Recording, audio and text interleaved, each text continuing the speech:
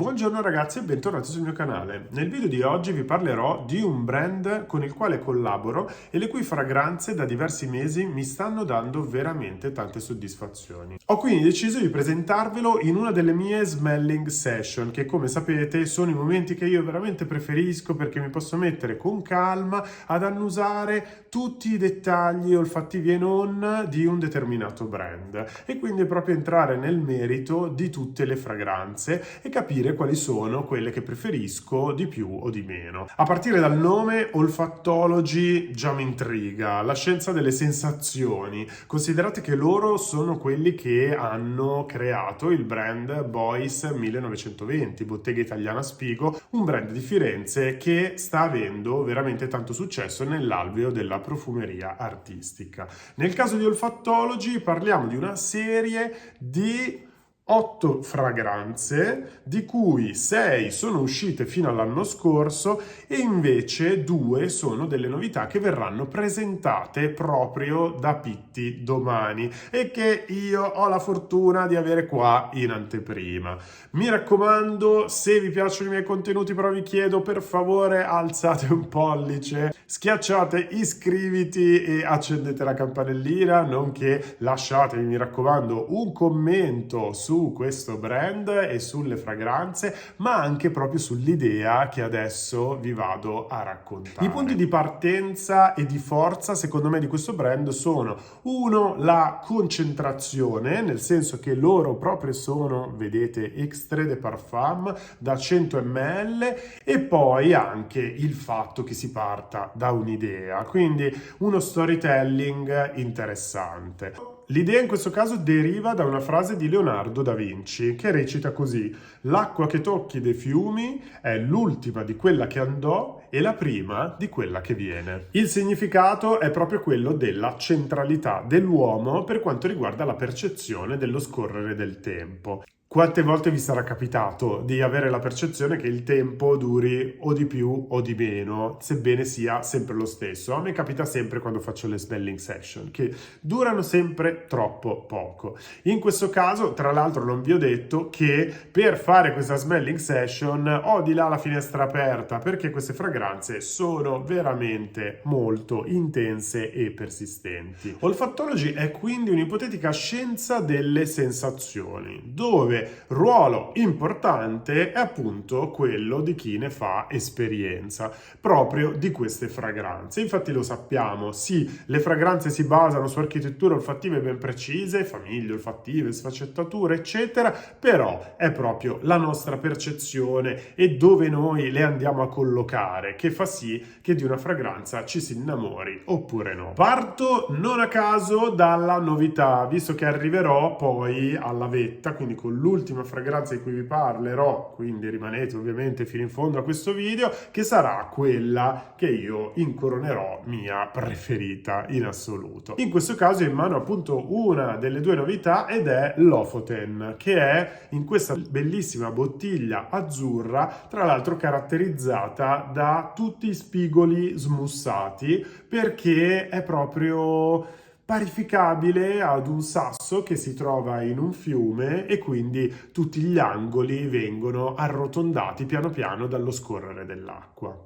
Lofoten è un arcipelago di isole che si trova in Norvegia, quindi in questo caso parliamo proprio di mare, e infatti il profumo è una fragranza salata, marina. Non a caso parto da questo, se voi mi conoscete sapete perché dico così, però devo dire che piacerà sicuramente a chi ama proprio questo genere di fragranze non solo salate ma anche un po' aromatiche, quindi avvolgenti e con un'ottima persistenza. L'ispirazione è proprio l'idea della pelle pulita, rinfrescata da una brezza marina. Passiamo a un'altra fragranza che è Evros.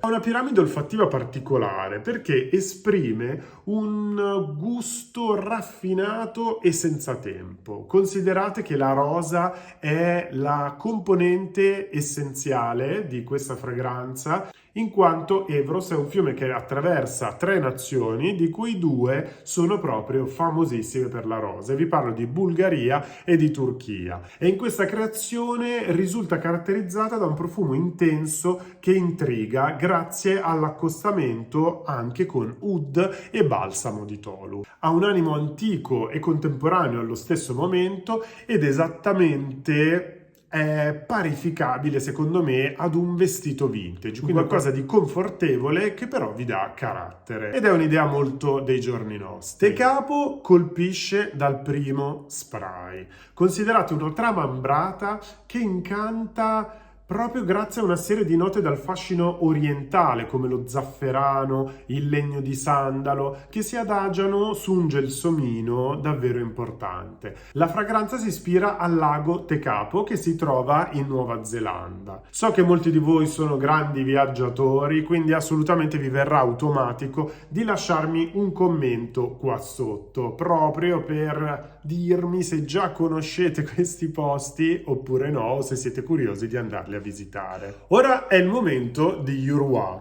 che vi porterà in un mondo ambrato dai tratti dolci e amari insieme. L'ho infatti apprezzata questa fragranza perché è un profumo che inizia con la ricchezza degli agrumi e si adagia poi su un mix di rosa, vaniglia e caffè che gli dà un non so che di intrigante. Come il fiume che modella il fertile terreno di Brasile e Perù, così Yurwa arricchirà la vita di chi ama le fragranze morbide e avvolgenti. È arrivato il momento di Hotan, una fragranza che ho apprezzato particolarmente perché va in un'area floreale muschiata che per me è molto importante nel panorama generale delle fragranze. È ispirata dalla limpidezza delle acque delle nevi invernali che si sciolgono in primavera in Cina e che trasportano ipoteticamente anche l'odore dei fiori primaverili.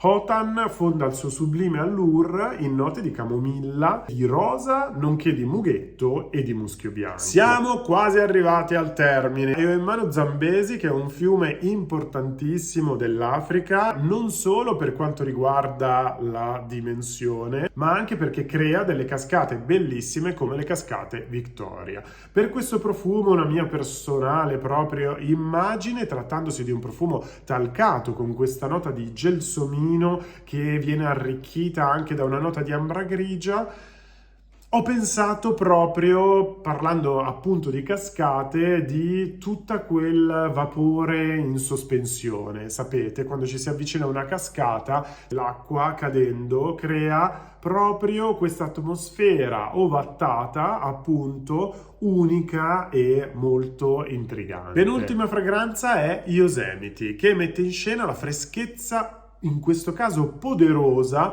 della cascata californiana. In partenza è un fresco ambrato dall'accenno, mi verrebbe da dire fruttato, ma che si sviluppa in un intrigante sottotono muschiato e quasi un pochino fumé. Una fragranza fresca e brillante come appunto le acque dell'omonima cascata. Non devo parlare molto del luogo perché sicuramente tra tutti quelli citati è quello più conosciuto, ma arriviamo finalmente alla mia preferita e vi sto parlando di Oliphant. Anche questa è una novità che verrà presentata domani e sono super contento di averla qua in mano perché Oliphant veramente mi ha dato una soddisfazione incredibile e ha una persistenza ancora maggiore di tutte le altre. Oliphant racconta la magica atmosfera di un tramonto sull'omonimo fiume sudafricano. Infatti mi è piaciuto perché il contraltare olfattivo è proprio quello di note cuoiate, note legnose, note ambrate e questa idea anche un po' liquorosa di cognac. Una fragranza veramente unica nel suo genere